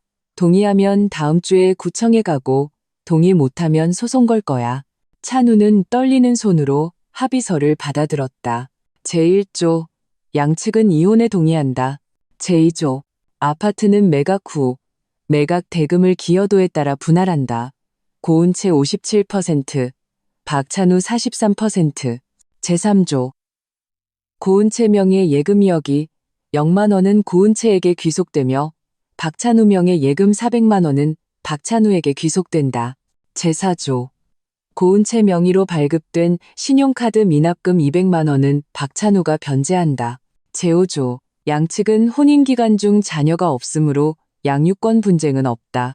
제6조, 박찬우는 혼인기간 중 고액 지출 사실을 은폐하여 배우자의 알 권리를 침해하였으므로 고은채에게 위자료 0만 원을 지급한다. 찬우는 제6조를 보고 고개를 번쩍 들었다. 0만 원? 내가 0만 원이 어디 있어? 유나한테 1억이 0만 원은 쓰면서 나한테 줄 0만 원은 없어? 은채가 냉소했다. 그건 내 딸이잖아. 변명 듣고 싶지 않아. 은채가 말했다. 동의하는지 안 하는지만 대답해. 찬우는 침묵했다. 한참 뒤 그가 입을 열었다. 조금만 깎아주면 안 될까? 안 돼. 은채가 말했다. 이것도 변호사가 제시한 최소 금액이야. 소송 가면 더 많이 물어내야 할 수도 있어. 찬우의 손이 떨렸다. 그는 자신의 통장에 있는 400만 원을 떠올렸다. 이번 달 월급이었다. 0만 원을 주려면 돈을 빌려야 했다. 나 시간이 좀 필요해. 그가 말했다. 좋아. 은채가 말했다. 돈 마련할 시간 한 달 줄게. 한 달 뒤에 구청 가서 서류 제출하자. 한 달은 너무 짧아. 그럼 얼마나 필요한데? 은채가 그를 보았다. 1년? 2년? 아니면 유나대학 등록금까지 다 내주고 나서? 찬우는 입을 다물었다. 은채는 자리에서 일어섰다. 생각할 시간 사흘 줄게. 사흘 뒤에 대답해줘. 그녀는 말을 마치고 침실로 들어가 버렸다. 찬우는 소파에 앉아 손에 든 이혼 합의서를 내려다보았다. 온몸의 기운이 빠져나가는 것 같았다. 이런 날이 오리라고는 상상도 못했다. 그는 은채가 언제나 자신의 곁에서 자신을 이해하고 지지해줄 것이라고 믿었다. 이렇게 단호하게 떠나리라고는 생각하지 못했다. 스스이. 사흘 뒤 찬우가 대답했다. 동의할게. 그의 목소리는 아주 작았다. 하지만 0만 원은 석 달은 있어야 마련할 수 있을 것 같아. 좋아. 은채가 말했다. 석 달 뒤에 서류 제출하자. 찬우는 고개를 끄덕였다. 그 후 석 달 동안 두 사람은 한 지붕 아래 살았지만 남보다 못한 사이였다. 은채는 평소처럼 출퇴근했고 집에 돌아오면 침실에서만 지냈다. 찬우도 집에 잘 들어오지 않았고 대부분 밖에서 시간을 보냈다. 어쩌다 집에서 마주쳐도 고개를 까딱할 뿐 아무 말도 하지 않았다. 그 기간 동안 찬우는 정말 필사적으로 돈을 벌었다. 여러 부업을 맡았고 주말에도 쉬지 않고 밤늦게까지 일했다. 은채는 그 모습을 보며 마음이 복잡했다. 만약 그가 조금만 더 일찍 이렇게 노력했더라면, 조금만 더 일찍 자신에게 솔직했더라면 어쩌면 이렇게까지 되지는 않았을 것이다. 하지만 이미 늦었다. 어떤 실수는 저지르는 순간 되돌릴 수 없었다. 석 달 뒤 찬우는 0만 원을 마련했다. 그날 아침 두 사람은 함께 구청으로 갔다. 번호표를 뽑고 서류를 작성하고 사진을 찍고 서명을 했다. 모든 절차는 1시간도 채 걸리지 않았다. 이혼 서류가 발급된 순간 은채는 그 붉은색 서류를 보며 마음이 이상하리만큼 평온해지는 것을 느꼈다. 드디어 끝났다.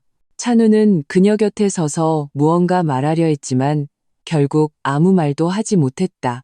두 사람은 구청을 나와 계단에 섰다. 은채야, 찬우가 갑자기 입을 열었다. 미안해.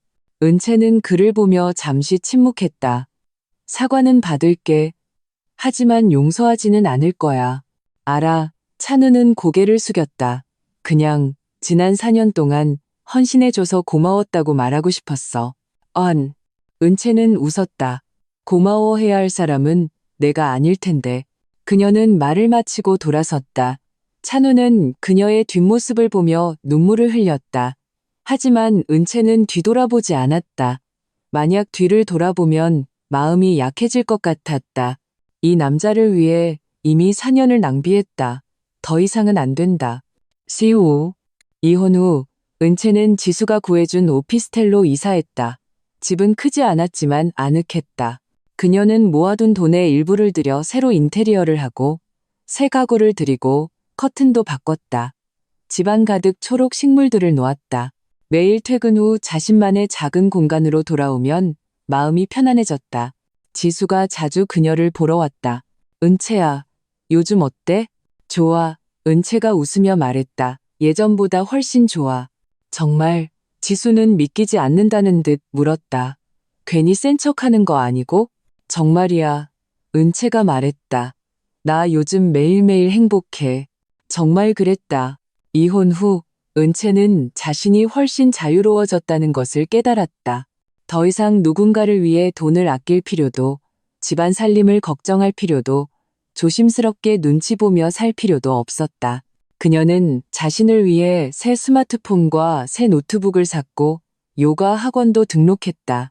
주말에는 친구들과 만나거나 혼자 영화를 보고 쇼핑을 하고 카페에서 여유를 즐겼다. 삶이 갑자기 다채로워졌다. 있잖아. 은채가 지수에게 말했다. 나 이제야 알았어. 혼자서도 충분히 잘 살 수 있다는 걸. 지수는 웃었다. 진작에 깨달았어야지. 그러게. 은채가 말했다. 예전에는 여자는 꼭 결혼해서 가정을 이뤄야 완벽해진다고 생각했어.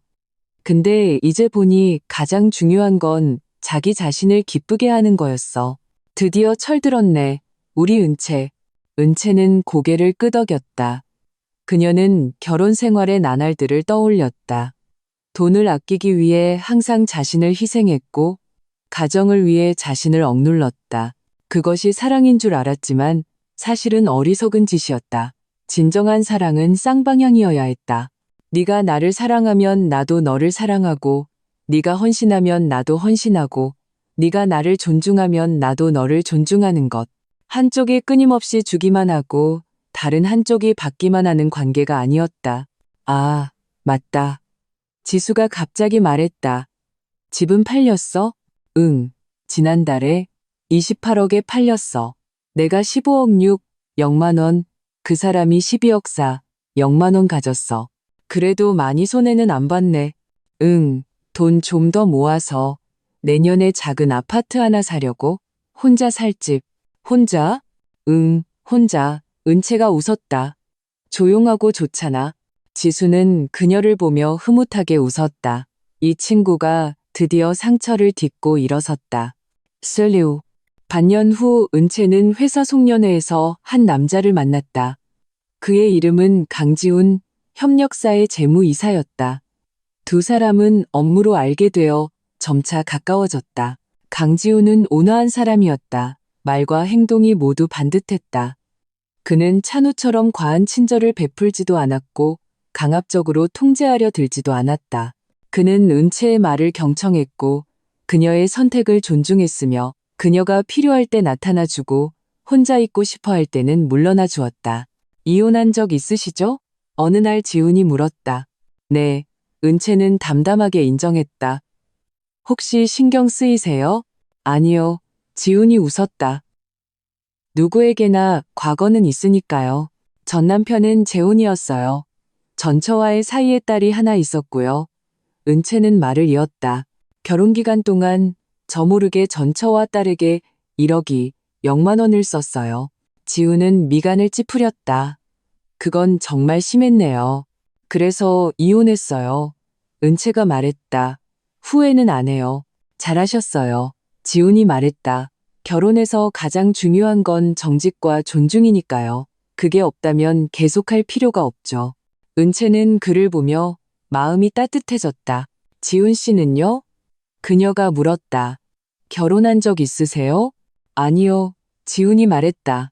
일이 너무 바빠서 아직 맞는 사람을 못 만났네요. 두 사람은 잠시 침묵했다. 은채 씨, 지훈이 갑자기 말했다. 제가 은채 씨를 좋아해도 될까요?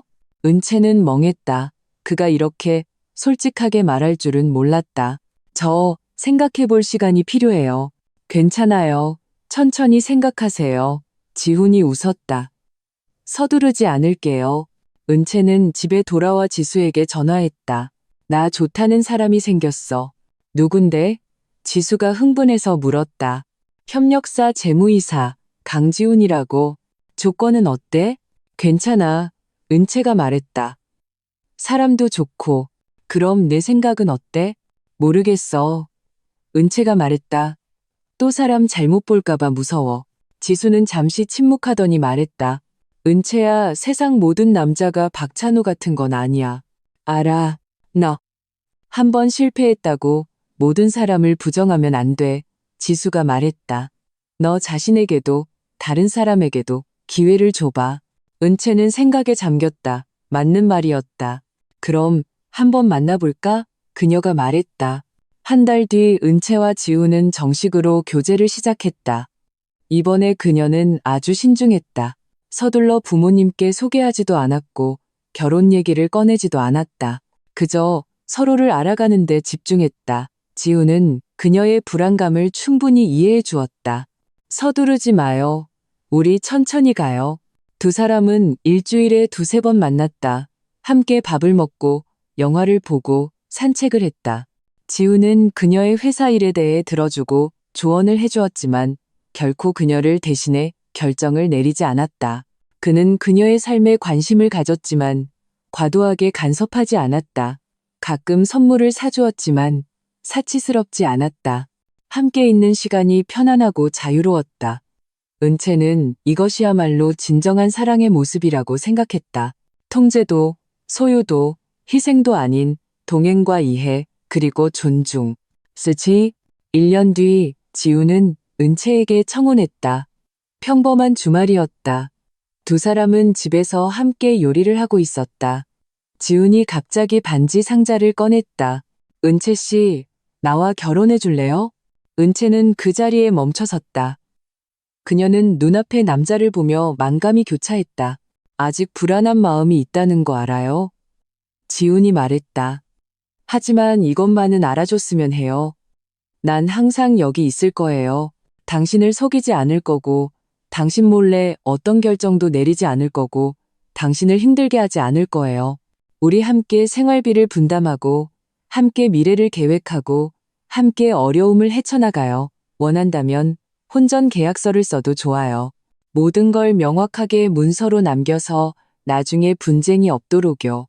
은채의 눈에서 눈물이 흘러내렸다. 이 남자는 정말 자신을 이해해주고 있었다. 좋아요. 그녀가 말했다. 그렇게 할게요. No way. 지우는 활짝 웃으며 그녀의 손에 반지를 끼워주었다. 두 사람은 서로를 끌어안았다. 은채는 자신이 드디어 다시 사랑을 믿게 되었다고 생각했다. 결혼 전 두 사람은 정말로 계약서를 작성했다. 재산 소유권, 생활비 분담, 자녀 교육 등 모든 사항을 명시했다. 흑과 백이 분명한 문서였다. 은채의 부모님은 계약서를 보고 만족해했다.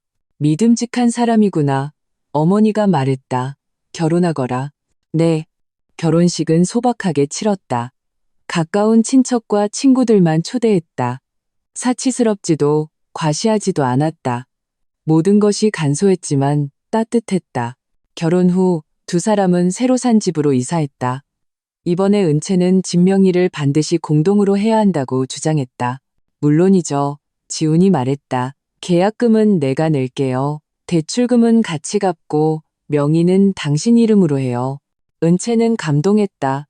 지훈이 행동으로 자신이 믿을 만한 사람이라는 것을 증명해주고 있었다. 생활은 천천히 안정을 찾아갔다. 은채와 지우는 각자의 일을 계속했다. 함께 요리하고 TV를 보고 아이를 낳을지에 대해 의논했다. 당신이 원하지 않으면 안 낳아도 괜찮아요. 지훈이 말했다. 내가 당신과 결혼한 건 아이 때문이 아니라 당신을 사랑해서니까요. 은채는 그 말을 듣고 마음이 따뜻해졌다. 낳고 싶어요. 그녀가 말했다. 하지만 제가 준비될 때까지 기다려줘요. 기다릴게요. 그렇게 두 사람은 평범하지만 행복한 삶을 살았다. 세상을 뒤흔드는 로맨스도 불같은 열정도 없었다. 그저 평범한 일상과 잔잔한 온기만이 있었다. 하지만 은채는 그것으로 충분했다. 이것이야말로 그녀가 원했던 삶이었다. 스바. 3년 뒤 어느 오후, 은채는 백화점에서 찬우와 마주쳤다. 그는 유모차를 밀고 있었고 곁에는 젊은 여성이 서 있었다.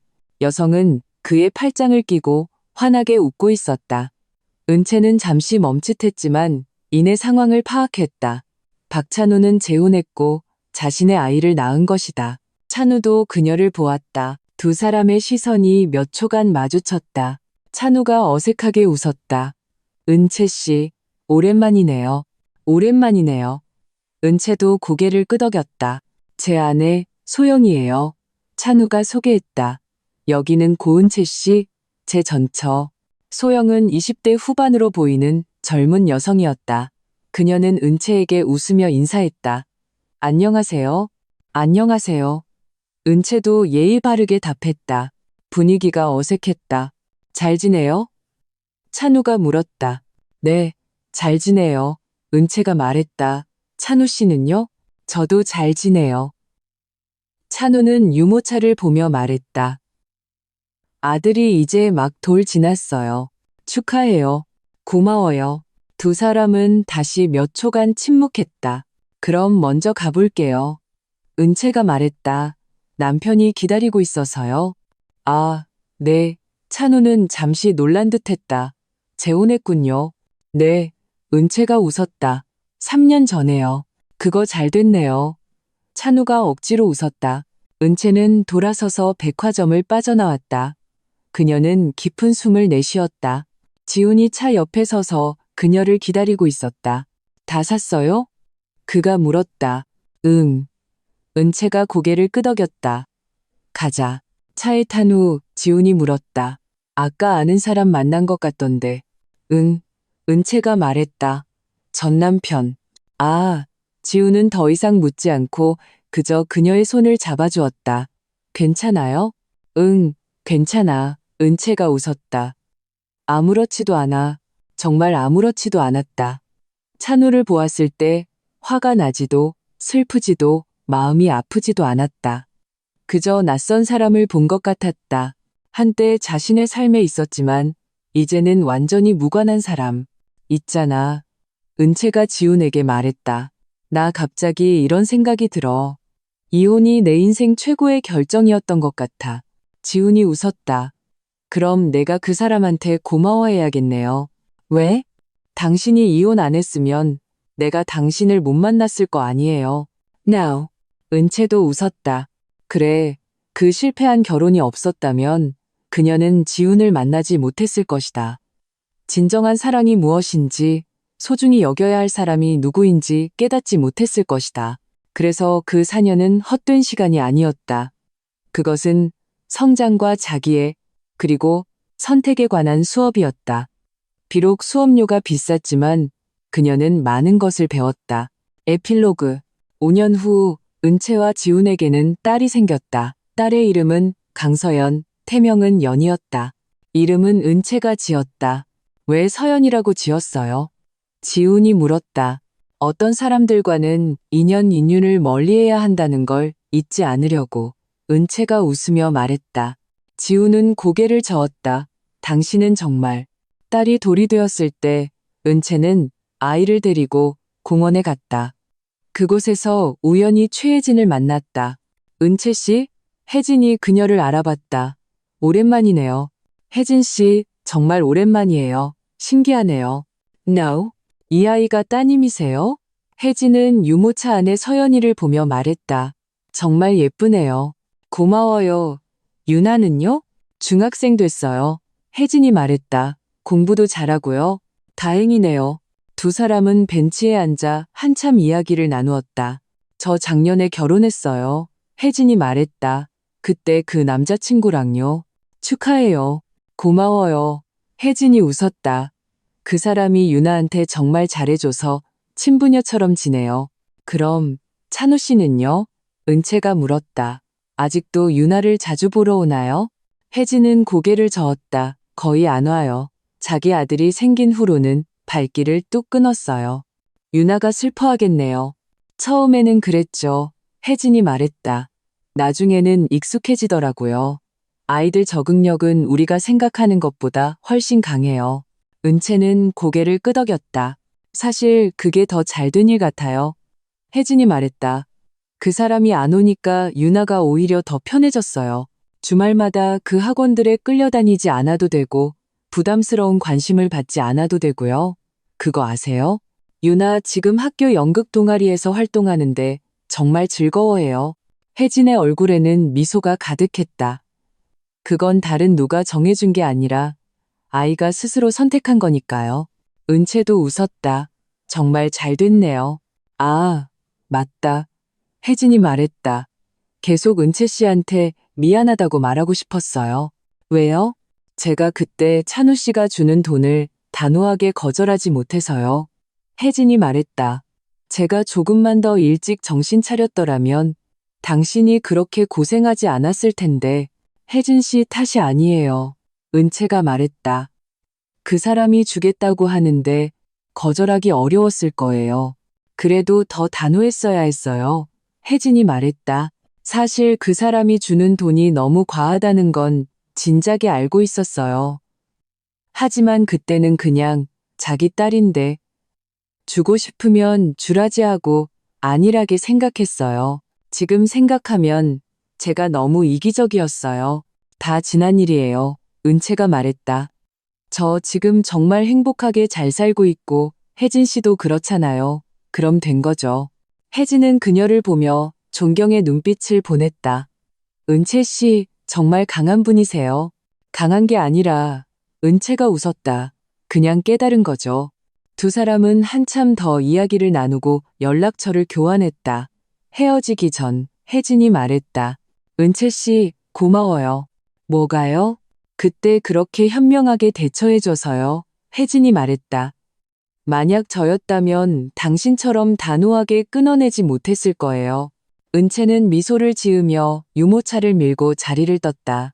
집에 돌아오니 지훈이 저녁을 준비하고 있었다. 왔어요? 그가 부엌에서 고개를 내밀었다. 밥 다 돼가요? 응. 은채는 딸을 안아들고 뺨에 입을 맞췄다. 서연아, 아빠가 밥 한대. 딸은 까르르 웃었다. 저녁 식사 때 지훈이 말했다. 다음 달에 회사에서 제주도로 워크숍 가는데 같이 갈래요? 그래도 돼? 은채가 물었다. 서연이는 어떡하고? 데려가면 되죠. 지훈이 말했다. 마침 바다도 보여주면 좋잖아요. 좋아. 은채가 웃었다. 나 휴가 낼게. 식사 후 세 식구는 소파에 앉아 TV를 보았다. 서연이는 바닥을 기어다니고 지훈은 아이와 장난을 쳤다. 은채는 그 모습을 보며 마음속 가득 행복을 느꼈다. 이것이 그녀가 원했던 삶이었다. 단순하고 따뜻하며 안정적인 삶.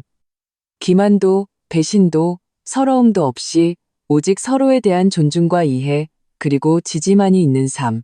그녀는 몇 년 전 은행 구석에 주저앉아 82페이지짜리 거래 내역서를 보며 눈물 흘리던 자신의 모습을 떠올렸다. 그때는 자신의 인생이 끝났다고 생각했다. 하지만 이제는 안다.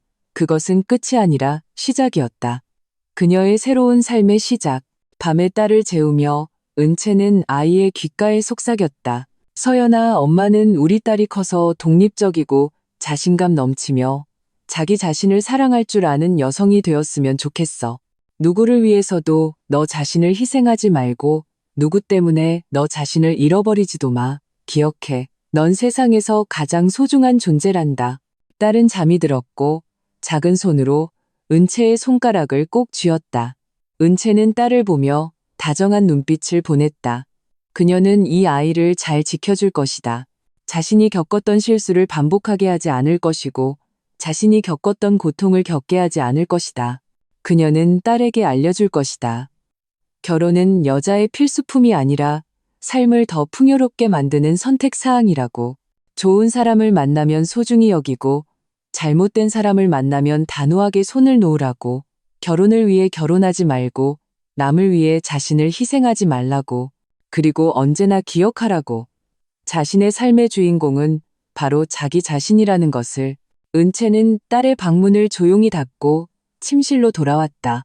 지우는 이미 침대에 누워 있었다. 그가 들어오는 것을 보고 이불을 들쳐주었다. 이리 와요. 은채는 그의 품에 안겨 눈을 감았다. 그날 밤 그녀는 아주 편안하게 잠이 들었다. 마침내 자신만의 행복을 찾았다는 것을 알았기 때문이다. 그 행복은 희생으로 얻은 것도 타협으로 얻은 것도 아니었다. 고통과 반성, 그리고 성장을 거쳐 그녀 스스로 쟁취해낸 것이었다. 소중히 여기고 지켜나갈 가치가 있는 행복이었다.